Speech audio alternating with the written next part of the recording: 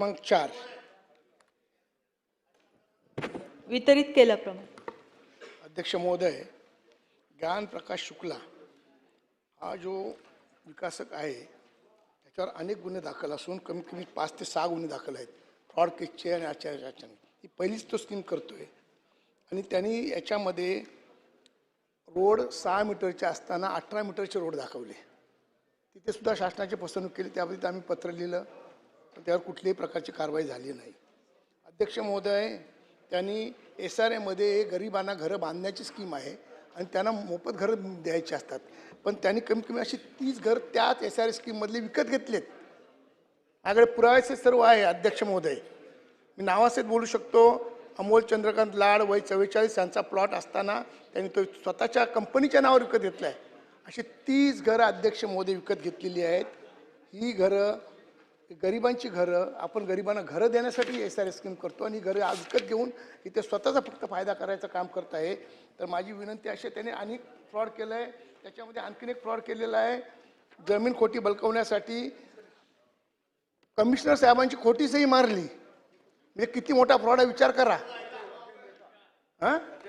अजय मेहता कमिशनरांची खोटी सही मारली आणि त्याच्यानंतर त्याच्यावर गुन्हा दाखल झाल्यानंतर त्या विचारते पिऊन होता, त्यांनी मदत केली. त्याचा मृत्यू झाला आणि त्याची कुठल्याही प्रकारची चौकशी झाली नाही. अध्यक्ष महोदय, म्हणजे हा इथे काय बिहार समजतो काय? 5-5 गुन्हे दाखल करतो गुन्हे त्याच्यावर असताना. हा काय स्वतः इथे बिहारचा भाई समजतो का स्वतःला?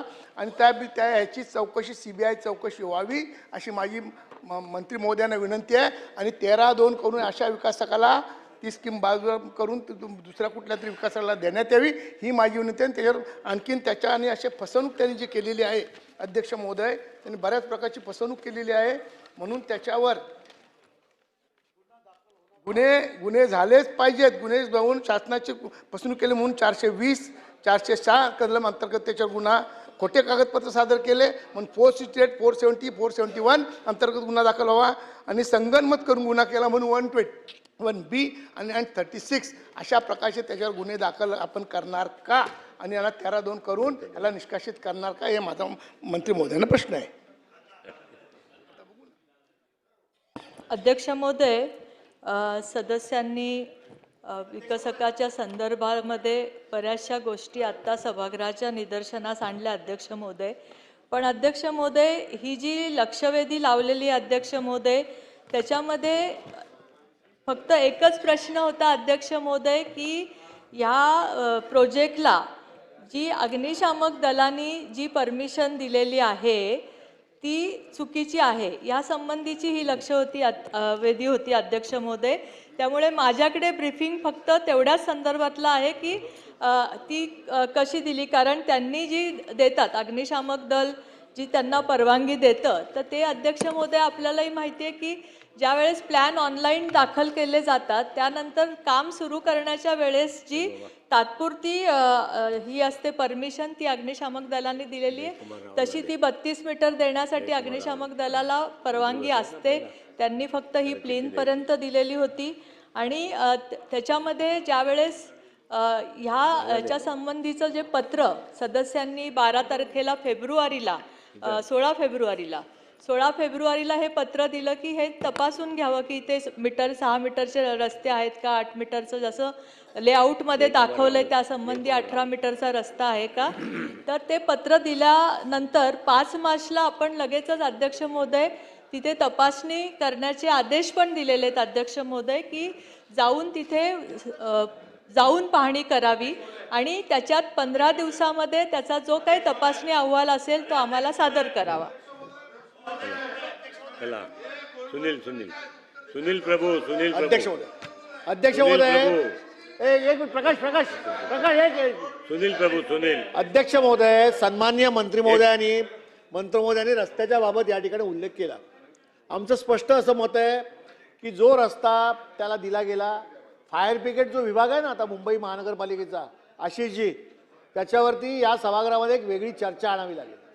ज्या पद्धतीने NOC दिल्या जातात आणि ज्या पद्धतीने तिकडे बिल्डिंग प्रपोजलच्या ज्युनियर इंजिनियर किंवा एक्झिक्युटिव्ह इंजिनियरला जेवढा मस्का मारायला लागत नाही आणि जेवढी लक्ष्मी दाखवायला लागत नाही ना, त्यापेक्षा 10 पट लक्ष्मी त्या फायर ब्रिगेडच्या लोकांना दिल्यानंतर या सगळ्या एनओसी दिल्या तर सत्य आहे, हे सत्य आहे.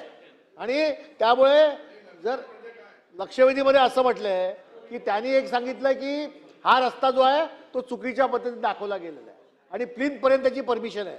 त्यांनी सांगितलेली गोष्ट अत्यंत भयावह आहे की ती फाईल, हा जो कोण ज्ञान मेसर्स जोगेश्वरी इथला डेव्हलपर आहे, ती फाईल आयुक्तांची खोटी सही केली गेली. गाळ झाली फाईल गाळ झाल्यानंतर तो शिपाई होता, त्याचा संशयास्पद मृत्यू झाला, तो ट्रेनमधून पडून मेला की त्याचा खून झाला की कोणी ढकलला याच्याबद्दल चौकशी नाही. आणि त्याच्यानंतर आज 13.3 मीटरचा जो 2 DP रोड बांधकाम करणे बंधनकारक असताना त्या ठिकाणी खोटी माहितीच्या आधारे त्यांनी CC मिळवली. आणि दुसरं म्हणजे अध्यक्ष महोदय, सदर SR योजनेमध्ये शुक्ला यांनी ते अनेक झोपडपट्टीधारकांकडून बेकायदेशीररित्या झोपड्या खरेदी केल्या. आता मला सांगा, SRA जो आहे तो झोपडपट्टीवासियांना घरं द्यायची आहे, हा डेव्हलपर आहे की झोपड्या खरेदी करण्याला तिकडे आलाय? म्हणजे स्वतःच झोपड्या खरेदी केल्यात त्यांनी आणि SRA मध्ये टाकल्यात. त्याच्यावरती SIT लावली पाहिजे आणि SIT लावून त्याची चौकशी झाली पाहिजे आणि त्याच्या ईडी खाली त्याला अटक केली पाहिजे. दुसरं असं आहे की अध्यक्ष महोदय, की जोगेश्वरी माता सोसायटी म्हणून आहे, त्या सोसायटीच्या आतमध्ये हा रस्ता आता SRA बंद केल्यानंतर ती त्यांची कंपाऊंड वॉल तोडून तो आतमध्ये शिरण्याचा प्रयत्न करतोय. ती लोक त्याला त्या ठिकाणी विरोध करतायत. आणि या ज्या सगळ्या गोष्टी आम्ही सांगतोय त्याची अध्यक्ष महोदय, माननीय मंत्री महोदय नोंद घ्यावी, त्याची चौकशी करावी. चौकशीमध्ये हा दोषी आढळला तर 13/2 त्याचं प्लीनपर्यंत बांधकाम आलंय, त्यांनी काय बिल्डिंग उभी नाही केली आहे. त्यामुळे 13/2 अंतर्गत अशा खोटारडेपणा करून ज्या पद्धतीने SRAचं काम ज्यांनी मिळवलंय अशा माणसाला तात्काळ त्या ठिकाणी काढून टाका 13/2 अंतर्गत, अशी आमची मागणी आहे. आणि दुसरं असं आहे की या डेव्हलपरने रात्री जोगेश्वरी पोलीस स्टेशनला हाताशी धरून तिकडची घरं रातोरात खाली केली, पत्रे लावले, लोकांनी तक्रार केल्यानंतर शेवटी या ठिकाणी माननीय मुख्यमंत्र्यांना हस्तक्षेप करावा लागला, पोलीस ठाण्यामध्ये निरोप गेला, त्यानंतर ते पत्रे काढले गेले. हा कोण आहे? सरकारचं दावी आहे का? याच्यावरती कारवाई व्हायला पाहिजे. म्हणजे याने खोटी सही, त्या शिपायाचा संशयित मृत्यू आणि खोटारडेपणा करून SRAच्या लोकांना खोटी माहिती देऊन, फायर ब्रिगेडकडनं खोटी माहिती आणून ज्या पद्धतीने परवानग्या घेतल्यात, हा एक प्रकारचा गुन्हा आहे. त्याच्यावर गुन्हा दाखल व्हायला पाहिजे. आमची तर मागणी SITची आहे, आपण SIT दाखल करा.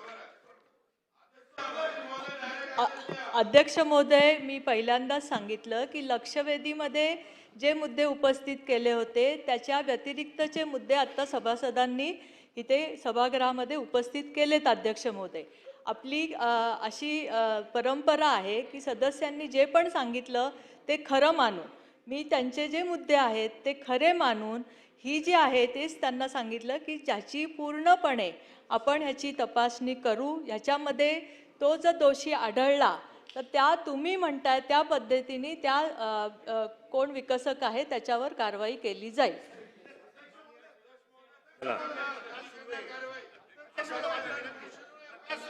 असलम शेख.